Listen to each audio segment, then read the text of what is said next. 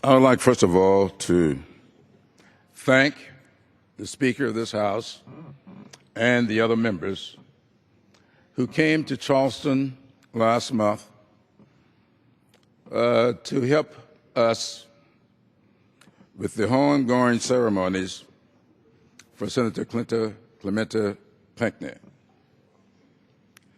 I would also like to thank especially my colleagues, Senator Tim Scott, Senator Lindsey Graham,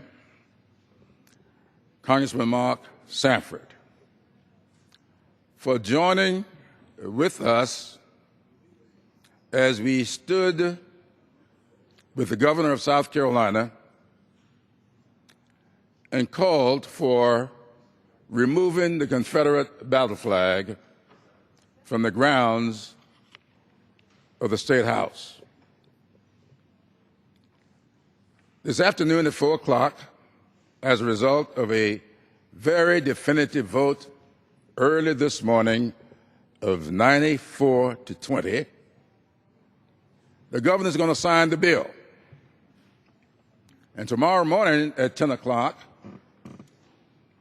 the flag will be removed from the State House. Now, I think it's important for us to point out that this is not the Confederate flag. The Confederacy had 3 flags. This was never one of them. This flag is a flag, the Confederate battle flag of the Army of Northern Virginia, Robert E. Lee's army. And when Robert E. Lee surrendered at Appomattox, he asked all of his followers to furl this flag. Store it away, he said. Put it in your attics. He refused to be buried in his Confederate uniform. His family refused to allow anyone dressed in the Confederate uniform to attend his funeral. Why? Because Robert E. Lee said he considered this emblem to be a symbol of treason.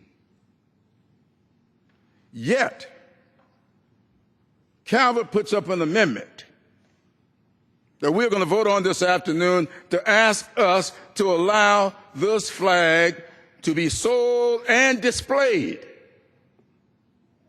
in our national parks. I was so proud when the decision was made by the National Park Service. Fort Sumter, a national park where the Civil War started off the coast of Charleston, South Carolina, they decided to take away all of these symbols. But the Calvert Amendment is saying, no, don't take them away, put them back. And we are going to ratify the action to do so.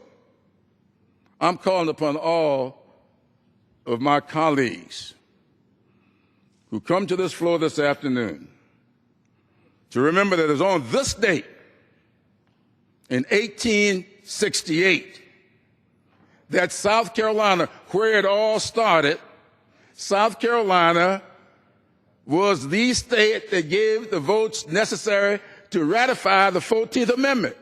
To me, a very, very important amendment, calling for due process and equal protection of the laws.